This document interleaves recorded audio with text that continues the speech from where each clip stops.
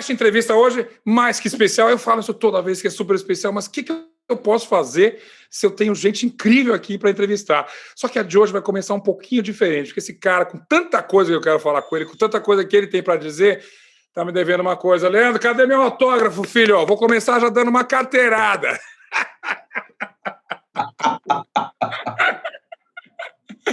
Tudo... Já começou tenso, já começou tenso. Vou me organizar para pagar em dia. Tudo bem, porque, olha, na verdade eu peguei esse livro aqui, a gente já estava em pandemia, filho, fazer o quê, né? Essa pandemia danada que, na verdade, nos trouxe uma boa e uma má notícia. A boa é, obviamente, o que a gente está ouvindo agora, que é o Amarelo, que finalmente sai em tudo quanto é streaming, e a gente ganha esse especial da Netflix, agora com o show inteiro. A má notícia é que era para ter um show de verdade, né, filho? Nem me fala. Eu ontem estava falando com um amigo e ele falou assim, sabe o que eu mais odeio do Covid? Que ele roubou essa turnê da gente. Mas é verdade. É verdade. Bom, eu acho que também tem uma coisa muito louca, né, Zeca? Que é um outro molde de apresentação desses todos que vieram, né? As lives vieram, as experiências com VR aumentaram. Eu acho que essa coisa também é interessante, né? Claro que não substitui o que é uma apresentação ao vivo, que é o que a gente está querendo para ontem. Mas é interessante também pensar que, em geral, as pessoas saem da casa deles para ir ver a gente numa casa de show e agora a gente está entrando na casa das pessoas para fazer, de alguma forma, essa turnê. Total, mas de qualquer maneira, o próprio Amarelo em si, a gênese ali de tudo, cara, por muito pouco que não rolou, né? Porque se tivesse atrasado 3, 4 meses de produção, provavelmente a gente não teria. Ficou um belo marco ali de uma mudança de era, né? E naquele show, né? Vamos agradecer ao Fiote, que estava com a velhinha e o cronograma embaixo do braço, fazendo tudo ser entregue em dia. E olha que foi entregue em dia. Vamos lembrar, o que a gente vai ver, o que a gente está vendo a partir já dessa semana é o show inteiro. Um show esse que foi gravado no Municipal, novembro, né, de 19, se não me engano, né? Exatamente. E, na verdade, 2 shows, porque a gente sabe, quando grava DVD e tudo, você sempre grava 2. Te pergunto, 2 shows idênticos? Idênticos. Até porque a gente não tinha espaço, né? O Municipal tinha uma limitação de tempo. Então eu falei não, né? A gente decidiu em conjunto que a gente faria 2 vezes o mesmo show, sem muito espaço, inclusive, para improvisação. Porque senão, 15 minutos que a gente atrasasse, por exemplo, no primeiro, ia prejudicar a audiência do segundo, sabe? O pessoal que tinha que sair, entrar. Tudo foi milimetricamente organizado, porque não só tinha a coisa de remontar o espetáculo, mas também tinha que organizar a saída de uma plateia para a entrada dessa outra plateia. A única coisa que trocou aí no caso, então, foi a plateia. Eram 2 plateias ali para assistir cada sessão. Tem alguma coisa que varia, né? De um comentário ou outro, uma fala ou outra que você faz, às vezes inevitável.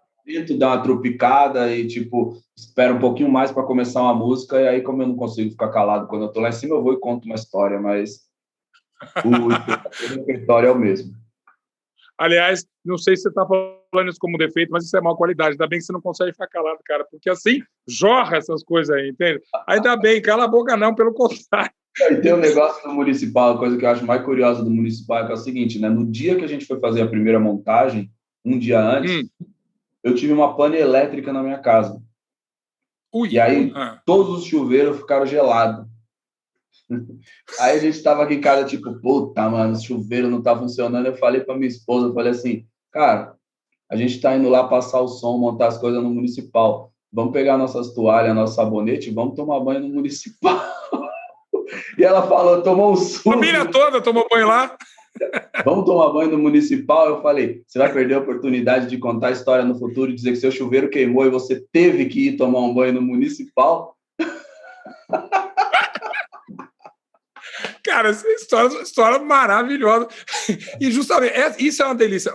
Essa aí não tá no documentário, mas eu não vi ainda o show inteiro ao vivo, mas eu fui rever o Tudo é Pra Ontem para poder entrar naquele clima de novo. E o que você tem ali, e essa história só acrescenta essa coisa incrível, é que tem um significado muito grande você estar no Municipal.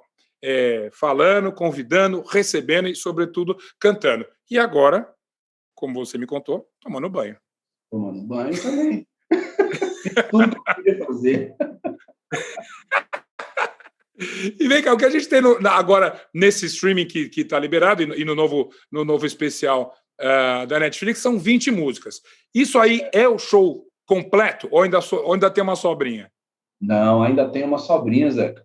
Tem uma coisinha ou outra, porque a gente também quis fazer uma adequação de tempo, não queria fazer um espetáculo imenso. Então, tem algumas canções que a gente tocou que a gente cortou, até porque eram músicas que a gente tinha performado no DVD anterior, que era o 10 anos de Triunfo, sabe? Então, tinha uma performance recente de algumas músicas. Então, nesse caso, a gente priorizou o repertório de Amarelo com mais uma outra coisa que eram músicas que casavam com a atmosfera do espetáculo em si, sabe?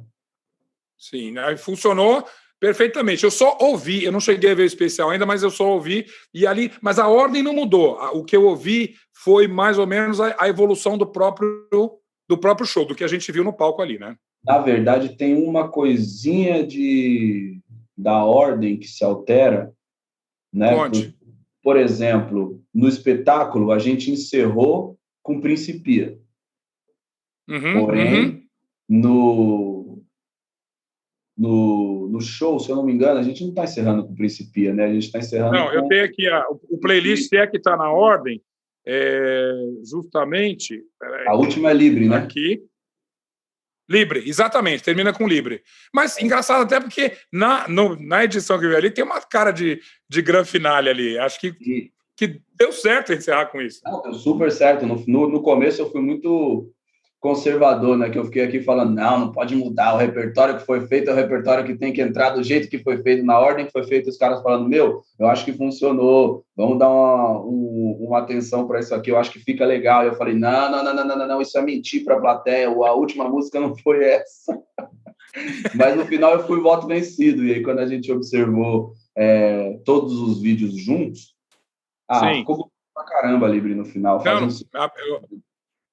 No áudio só que eu vi até agora, não fez a menor falta. Mas, de qualquer maneira, isso seria também o que você levaria para o palco na turnê que, por enquanto, ainda não aconteceu. Né? A turnê do Amarelo seria esse esquema, seria esse repertório, esse playlist. Sim, e agora tem uma outra coisa, né, Porque esse tempo todo que eu estou ficando em casa, eu tenho estudado muitos outros instrumentos, né? Provavelmente, quando eu voltar para a estrada, eu vou querer performar alguma coisa ao vivo mesmo, como instrumentista, saca? Porque a gente pego uma intimidade maior com o piano, sabe? Tipo, tenho brincado um pouco com a flauta também. Vou voltar a vir a coragem, até ter essa mesma sagacidade da rima aí, vai demorar um tempo. Mas eu estabeleci como meta o seguinte, Zeca. Quando eu tiver 45 anos, agora eu estou com 35, quando eu tiver 45 anos, eu quero ser um pianista ruim, mas ainda assim um pianista. Então vamos falar para o cara. Volta para o Leandro de 15 anos. Você falou, quando eu tiver 35, eu vou ser um MC foda. Não, posso ser um rapper mais ou menos, mas um rapper. Eu só gosto dessa linha do tempo, porque você não tem noção, cara. Quando você fala que você tem 35, a gente até leva um susto, porque o que você já fez, o que você já cantou, o que você já movimentou, cara, é uma carreira de décadas, assim, na verdade. Né? Você tem essa sensação, é um peso, e quando eu digo é um peso, não é um peso ruim, é uma carga legal de carregar? Não é, de maneira nenhuma é um peso. Até uma pergunta que eu gosto, eu posso devolver ela para você, porque você também observou, né? A nossa geração tem uma coisa muito bacana que é o seguinte, né? A gente viu uma pá de plataforma de música. Né? Vídeo, cassete, CD, e não só de música, de vídeo também, VHS, MD, fita DAT, enfim, 1 milhão de formas de se consumir informação. E, às vezes, a impressão que eu tenho, claro que a gente fez bastante coisa, isso não é uma coisa de uma manifestação de uma modéstia, não. Eu sei que a gente fez bastante coisa porque a gente é muito doido. A palavra para o final é, mano, nós é doido, sacou? Mas... Você tem uma sensação, às vezes, também, porque a gente hoje é muito mais bombardeado por muita informação. Então, parece que a gente está recebendo muita coisa a todo tempo e a gente está perdendo muita coisa também. Então, às vezes, eu sinto que esse nosso fazer maluco de muita coisa, que a gente realmente faz muita coisa, ele também é amplificado pela forma como a gente é bombardeado por informação. sabe? Então, tipo, Certamente. caramba, os caras estão correndo demais, mas pensa que a forma, né, de se produzir há 30, 40 anos atrás também era mais lenta, né? Os mecanismos exigiam muito mais gente, era tudo muito mais caro. O digital ele deu uma super horizontalizada para a gente e possibilitou que a gente tivesse essa agilidade, saca?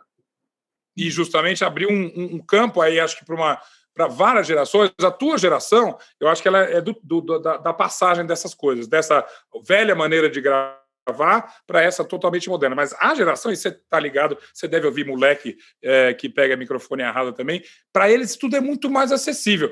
Isso é bom ou isso colabora para esse ruído cada vez maior? Não, é bom, cara. É bom. Sabe, o Humberto Eco tem aquela frase dele que ele fala que a internet deu voz para uma legião de imbecis. Só que tem uma coisa que é positiva nisso, que é o seguinte: antes só falavam os imbecis que tinham muita grana, entendeu? Boa. Então, cara, se isso é aceitável, que seja democrático, sacou? Sim. E acho que muita coisa boa tem surgido também. Isso não é um pensamento meio reacionário de no meu tempo era bom, não é um milianismo vazio, não é sobre isso, sabe, mano? Sim. Realmente, o digital possibilitou que muita gente bacana ganhasse visibilidade. Isso é um ponto. Isso, das coisas que a gente pode olhar para a internet e dizer, uau, isso é um sonho da humanidade. Essa é uma delas, é por causa dessas coisas. Não só como método de criação, mas de composição também, sabe? Óbvio. Olha aqui a gente conseguindo conversar agora, né? Aí é foda que nós vamos ficar parecendo dois velhinhos, né, mano? Olha aqui, ó, a gente falando. Não tem perigo. Não. Mas, ó, eu tenho 20 anos a mais que você e você tá se achando velhinho. Eu sou o quê nessa história? Peraí, segura a onda. O que eu tô brincando... Em minha defesa, eu posso dizer, eu sou uma velhinha de 90 anos presa nesse corpo. Ou velhinha produtiva, vamos combinar, porque nesse ruído todo que você fala, cara, e aí isso acho que é a tua filosofia, ou teu eixo, você acredita piamente que a mensagem positiva sempre será mais forte, sempre será mais ouvida. Sim.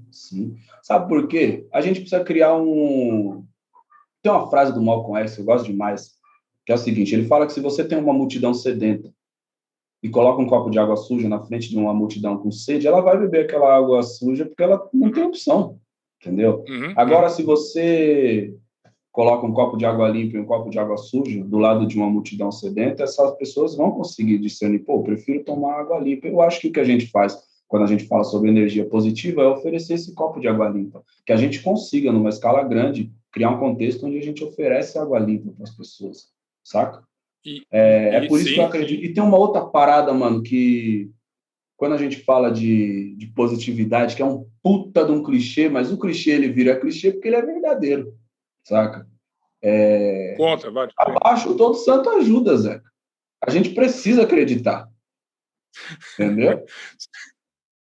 Você diz, a gente está tão ruim que a mensagem positiva tem que ganhar, porque a gente está precisando de mensagem positiva. É o seguinte, mano, não acreditar, não ter fé, não acreditar, é roubar o amanhã de nós mesmos. Entendeu? E eu acho que esse é um direito que a gente não tem, de roubar o amanhã de nós mesmos. Sacou? Mas isso, saquei total. E isso está na sua mensagem. É engraçado porque hoje você é o Emicida, você é essa força absurda que ecoa em tudo quanto é lugar. Mas isso é preciso ir para cá, ou talvez nesse tempo aqui, para ver que essa mensagem nunca esteve longe de você. Na verdade, você hoje parece um grande megafone, tudo, mas lá pequenininho, se o megafone fosse desse tamanhozinho, você já estava gritando, né? Sim, mas olha que coisa louca, né? Tipo, realmente, isso que você falou é uma grande verdade. Tudo isso já estava lá na primeira mixtape. Sem dúvida. Mas é fascinante ver como a gente vai se aproximando e a gente vai vendo essa imagem com mais detalhes, né? Então é legal você observar hoje e falar, caramba, isso aqui também estava lá e naquela época a gente não estava aberto a perceber isso, sabe? Porque talvez os estereótipos, os vícios dos nossos olhares, os vícios da nossa percepção não condicionassem nossa atenção para esses pontos. Então, O que eu falo é que, meu, no meio dessa década aqui, o que a gente fez foi dar um salto, onde a gente expandiu a cabeça das pessoas a respeito do que a música rap pode ser, o que ela pode oferecer, o que ela pode significar, Não, entendeu? isso é totalmente verdade, mas paralelo a isso, a gente sente que o próprio mundo mudou. De certa maneira, e involuntariamente, a música rap e a tua mensagem, sobretudo, passou a ser ainda mais necessária. É engraçado que imaginar que você cantando há 10 anos, talvez você fosse mais otimista. Cara, daqui a pouco tá todo mundo cantando essa música. 2021, cara, novamente você está vendo um Emicida e tantos artistas que precisam gritar, falar, é o seguinte, tem coisa boa, acredita na coisa boa. 10 anos atrás, você não achava que tua mensagem ia ser tão importante, ou tá mais importante ainda do que naquela época, né? Sim, é verdade. Mas eu também conheço muito bem o.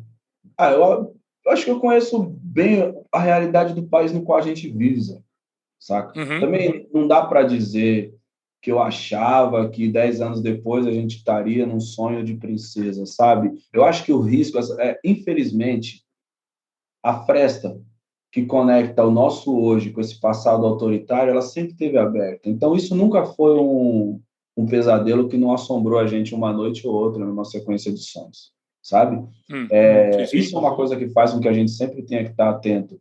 E se a gente pode tirar alguma coisa de positivo desse momento, é realmente essa frase que a gente tem que repetir. Um povo que não aprende sua história está condenado a repeti-la, saca? A gente grita essas coisas e às vezes é frustrante dizer o óbvio, é frustrante dizer o óbvio, mas é importante também que se diga, sacou? E eu não me canso de dizer porque várias vezes na minha vida algumas pessoas me disseram um óbvio que eu não percebia. Uhum. Uhum. Então, Uhum.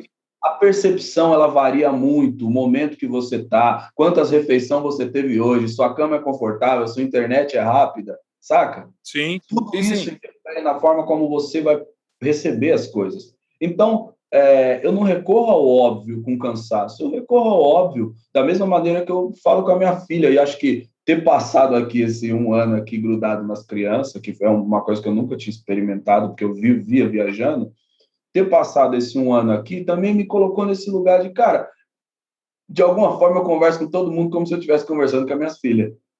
Sacou? Virou meu vício aqui. Então eu falo com todo mundo, tipo assim, vamos lavar a mão? É importante. Voltando na metáfora que você botou no documentário, não é tudo para ontem, tem que plantar, tem que molhar e aí tem que florescer. Não tem jeito.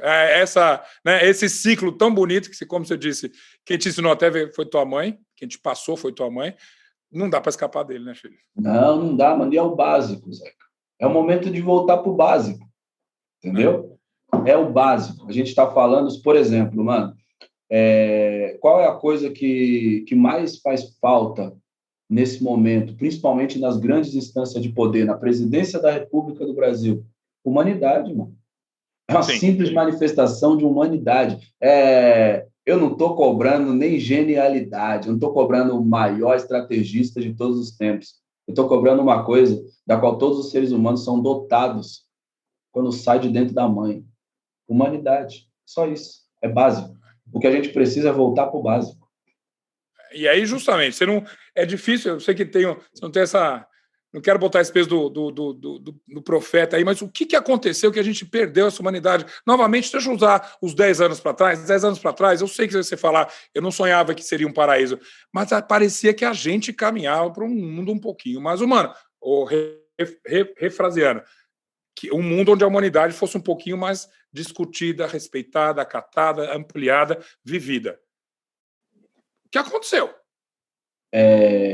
A gente é mais sensível para notícia ruim.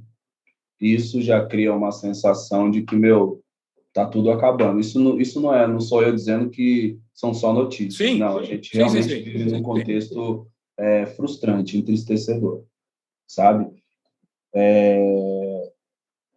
Mas eu acho que essa porta que se abre para o retorno do autoritarismo, ela está muito ligada a uma cultura de individualismo, uma cultura de egoísmo e de pensamentos autocentrados, que são, às vezes, disfarçados de pensamentos coletivos, e que encontra um espaço muito amplo para correr livre dentro das redes sociais. Gosto.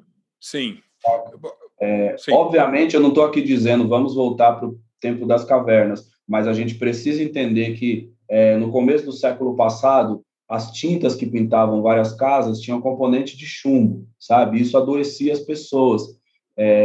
A gente teve que, enquanto raça humana, entender como pintar nossas casas sem um material que fosse tóxico, sacou? O que a gente vai ter que fazer com as redes sociais, é exatamente a mesma coisa. A gente vai ter que entender como a gente pinta nossas casas sem o chumbo que prejudicava a saúde das pessoas, saca? E isso é um dilema para o qual nem os especialistas têm resposta. Esse autocentramento, claro que é importante você se preocupar com você, mas quando isso começa a ser ultra exacerbado, isso começa a corroer o pensamento coletivo, o pensamento de solidariedade. E a gente precisa... O ser humano é coletivo. Mas você usou uma expressão que eu achei interessante, que é um falso coletivismo. Assim. Parece que você está pensando em todo mundo, mas não está.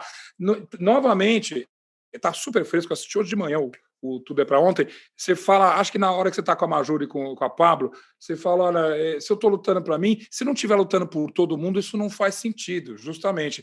Isso se perdeu. Isso a gente tem num farol como você, que é obviamente esse cara que tem esse foco. Mas essa sensação de estamos todo mundo lutando por todo mundo, essa diluiu, né? Eu acho que isso é foda. E você manteve, ainda bem, né? Sim, mas por isso que eu falo que é importante a gente voltar para o básico. Por isso que eu falo que é importante a gente falar essas coisas novamente. Porque também não foram poucos os ícones culturais, os intelectuais, que fizeram a gente pensar, porra, mano, tem uma possibilidade de fazer esse lugar ser um lugar melhor. O Brasil guarda a solução do planeta, mano. Entendeu? Em condições ambientais, em condições intelectuais, em condições tecnológicas, saca? Quem destravar o Brasil, destrava o planeta. Então, às vezes é cansativo dizer o óbvio, sim, mas é muito mais frustrante entregar um país de tantas oportunidades pro desfiladeiro, saca? Então, é por isso que eu acho que essas coisas elas têm que ser ditas. Minha preocupação com esse ultra-individualismo que ele é todo centrado no eu, mas ele está disfarçado de estou preocupado com um determinado grupo. Qual que é o perigo disso, irmão? As pessoas acham que daí vai nascer um novo Nelson Mandela, só que a probabilidade, se isso não estiver sendo observado com cuidado, é sair daí uma Margaret Thatcher nova. Já podemos até comprovar isso na experiência brasileira, infelizmente, né? Sacou? Aliás, um pouco pior que Margaret Thatcher, mas enfim. Você entendeu? Né? É isso que está acontecendo. Então, falar e produzir essa experiência coletiva é uma... Cara, talvez essa seja a nossa causa, entendeu? O Brasil é um país de encontro, mano. Ponto final. Qual vai ser a nossa opinião a respeito de como esses encontros se deram? Puta, isso pode variar, a gente pode conversar 200 anos sobre isso sem chegar numa conclusão. Eu acabei de falar para um amigo, mano, a gente vai ter que pacificar nossa relação com talvez, né? Porque talvez sim, talvez não. Gostei dessa. Pacificar nossa relação com talvez.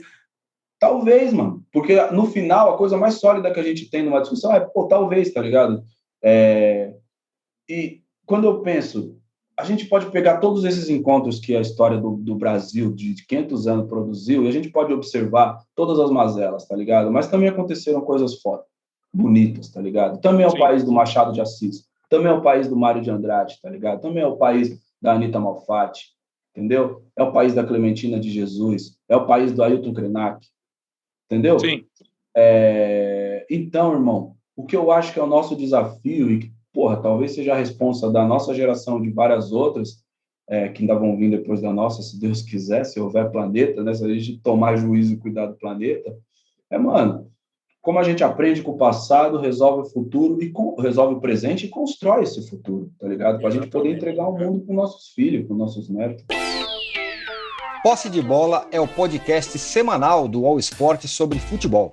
Às segundas e sextas-feiras, eu, Eduardo Tironi, converso com Juca Kfouri, Mauro César Pereira e Arnaldo Ribeiro sobre o que há de mais importante no esporte favorito do país. Você pode ouvir o Posse de Bola e outros programas do UOL em uol.com.br/podcasts, no YouTube, e também nas principais plataformas de distribuição de podcast. Leandro, a gente falando de figuras intelectuais, e você obviamente conhece as que importam realmente, mas eu estou falando com uma figura intelectual que tornou-se uma referência no Brasil, e aí não é que eu quero levantar a bola, mas você está indo para Coimbra semana que vem para fazer uma imersão cultural. Você vai ser, de certa maneira, um grande representante dessa cultura agora atual, importante, presciente, que os portugueses vão ver e que é uma referência forte para a gente. Que convite é esse? O que você vai fazer lá? E qual é a tua expectativa? Mano, eu estou muito feliz porque eu tenho lido bastante, tá ligado? No último ano, imagina, né? Eu fiquei em casa, tenho uma puta biblioteca aqui, então eu li muita coisa que eu estava enrolando por causa das viagens. Então, no meio disso, eu conheci algumas pessoas, meu amigo Renan, do Inquérito, ele acabou por me conectar com o pessoal do Centro de Estudos Sociais, numa homenagem que ia ter para o Boaventura de Souza Santos, que é um sociólogo português, do qual eu sou um grande admirador. O Boaventura é um cara incrível, ele tem um trabalho profundo muito... tem um alcance. O Boaventura é o cara que você para trocar ideia com a tiazinha que vende acarajé lá em Salvador, e ela fala: você conhece o Boaventura? Aí você fala: caralho, como que o Boaventura já passou aqui? Então, eu recebi realmente esse convite do Centro de Estudos Sociais da Universidade de Coimbra para poder fazer uma residência artística. E eles usaram um termo que eu achei incrível, que eu vou usar isso aí como bio do meu Instagram, que é para oferecer uma cátedra insurgente. Olha, eu mesmo tenho dificuldade para ter cátedra insurgente. Eu adorei cátedra insurgente, então eu vou estar lá, assim, nos próximos meses, colaborando no que a universidade achar que eu posso ser útil, também ajudando o pessoal que são os doutorandos em sociologia, que é mais ou menos o universo no qual eu existo, e também participando de muitos debates, né, sobre economia, sociologia, cultura. Eles ficaram bastante impressionados com o filme Amarelo, isso tocou bastante eles.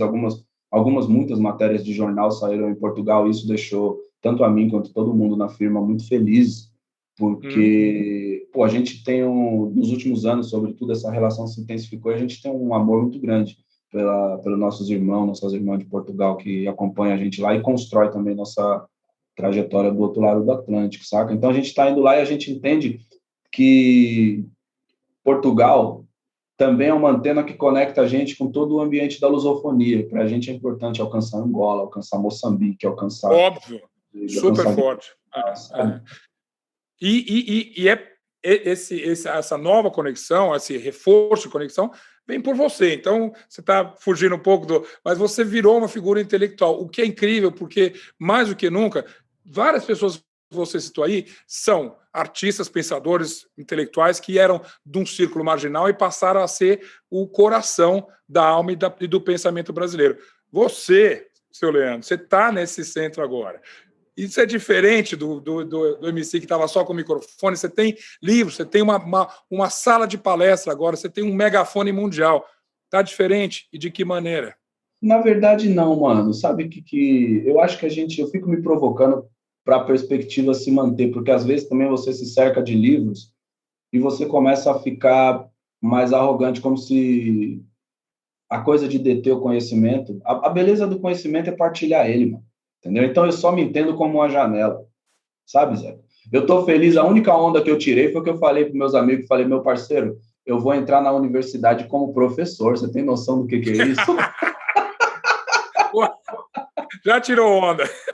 Essa foi a única onda que eu tirei, que eu falei: meu parceiro, eu não entrei como estudante, eu vou entrar como professor. A gente riu disso, mas a verdade é que eu estou muito feliz de poder oferecer uma perspectiva que foge um pouco do que se é considerado tradicional, sabe? E é o que eu acredito que deve ser feito quando a gente trata de pedagogia.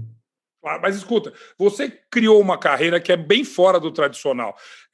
Eu digo não simplesmente musical. Você, a partir de uma coisa muito simples, de um talento seu, que era até então único, você criou um império. Quando eu digo império, não digo uma coisa pretensiosa, mas uma coisa de tentáculos aí, fortíssima, que vai do livro aos movimentos, a organizações, a shows, a gravadora, a tudo.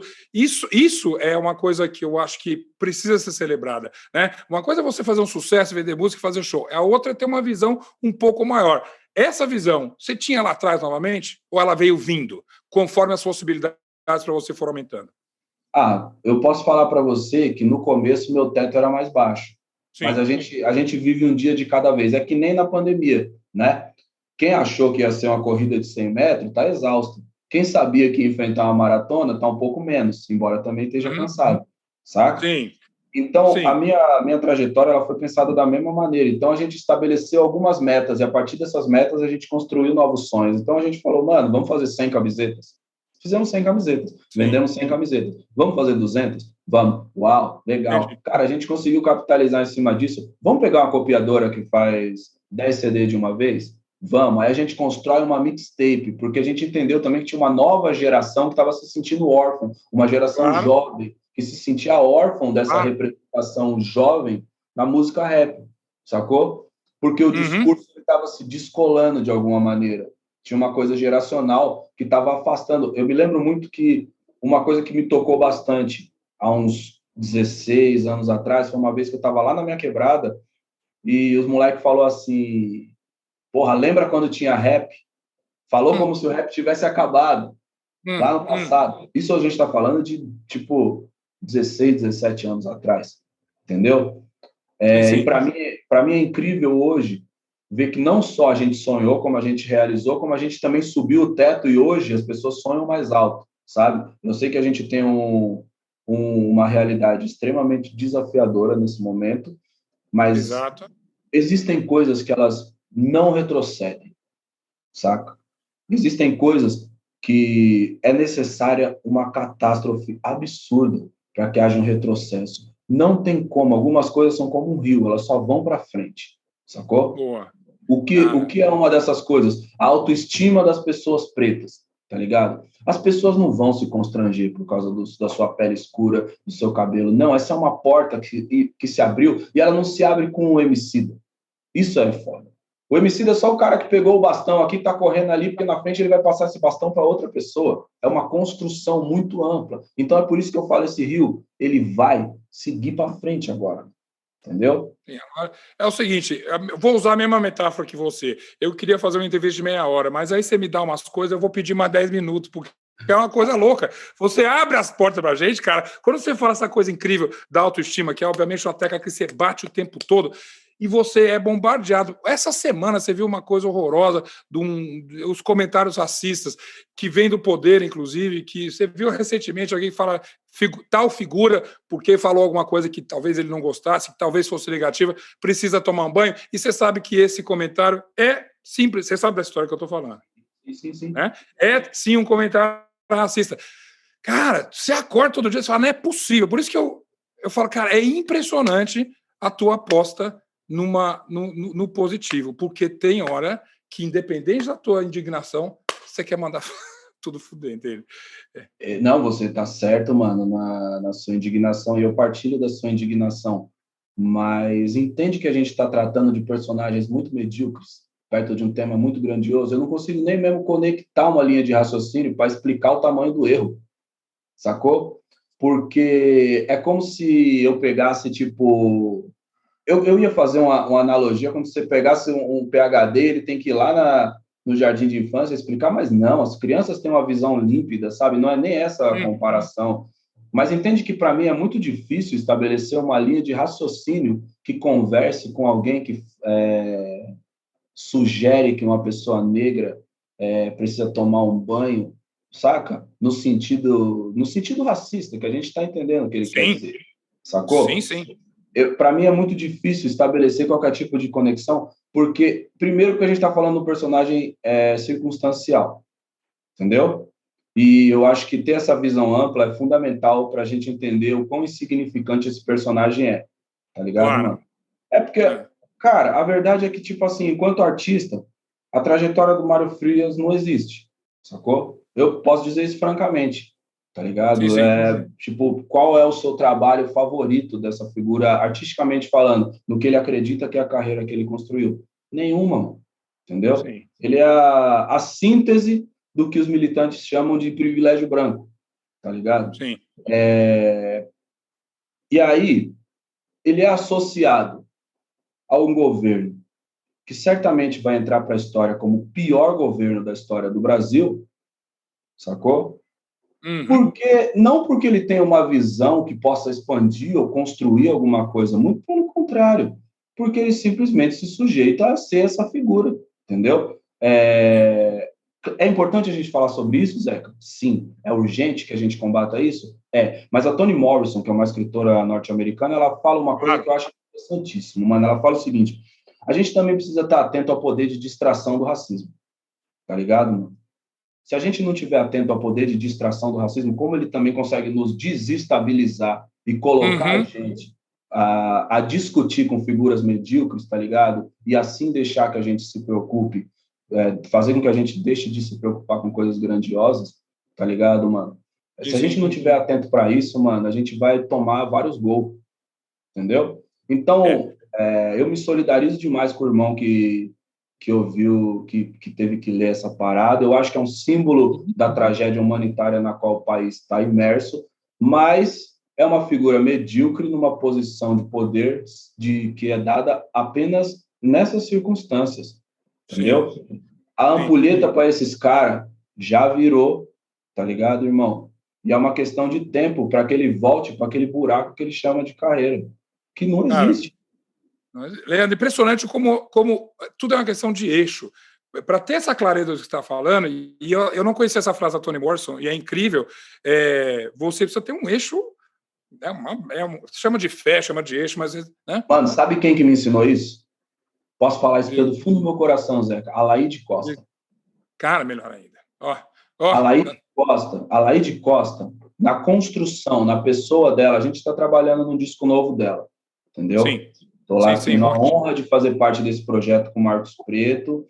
Mano, todas as vezes nas quais eu converso com a Alaide, ela atravessou momentos muito mais difíceis e viu coisas piores do que as coisas que eu vi, sacou? Viver de uma realidade também bastante humilde, tá ligado? Uma mulher preta dos anos 60, ela atravessou um país de uma realidade muito mais dura, entendeu? E quando eu vejo que ela não permite que nenhum tipo de mal abale o eixo dela, toda vez que eu falo com ela é uma aula, entendeu? Toda vez que eu falo com ela, eu volto e falo, mano, eu quero ser assim, entendeu? O Wilson das Neves também era desse jeito. Bom, se entrar em Wilson das Neves, nós vamos estourar o tempo do UOL aqui, é uma bobagem. Deixa eu te fazer uma última pergunta, cara, porque voltando nesse eixo incrível e novamente na metáfora dos 100 metros, você acha que você usou até para Covid. No final de É Tudo para Ontem, você fala, olha, tá vindo uma coisa horrível, né? Eu lembro, a cena... Você ouvindo um recado, tipo, mano, esquece tudo que o negócio tá ficando feio. Você estava preparado para os 100 metros ou você estava preparado para a maratona, entende? E se você tivesse que encerrar o teu documentário hoje, diante de tudo que a gente viu de Covid, qual é a primeira avaliação e a perspectiva? Eu estava preparado para a maratona. Claro que é frustrante. Mesmo como eu disse, mesmo você estando preparado, a maratona cansa. Você chega exausto do outro lado. Entende? Sim. Mas eu estava preparado e estava com uma expectativa porque eu conheço a forma como o país se comporta, sabe? Então, eu torço. Obviamente, eu torço. Eu tenho esperança? Tenho muita esperança. Eu tenho fé? Tenho fé. Eu sou um realista esperançoso, tá ligado? Nossa, isso é para tatuar nas costas, realista esperançoso. Vou roubar copyright nisso aí que eu vou botar nas costas. Não, mas isso não é meu, não. Se eu não me engano, isso é do Ariano Suassuna.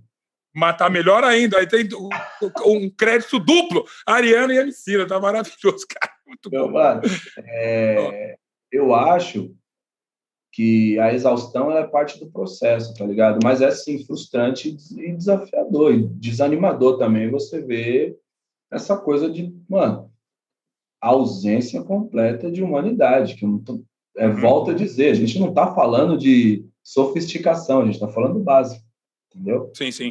Arroz, feijão e saúde, tá ligado? E que, como você disse, tem uma pequena esperança de voltar e de retomar. E justamente sobre essa esperança, eu queria encerrar essa conversa absurda, não nem chamo de entrevista, porque é uma conversa maravilhosa.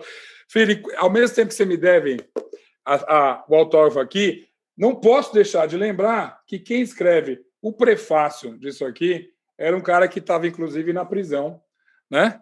Quando quando você lançou isso. E é inevitável imaginar. Você viu outro dia, você acompanha tudo. A Pablo outro dia falou assim: vou cantar quando ele for eleito. O Emicida já está ensaiando esse show também, não?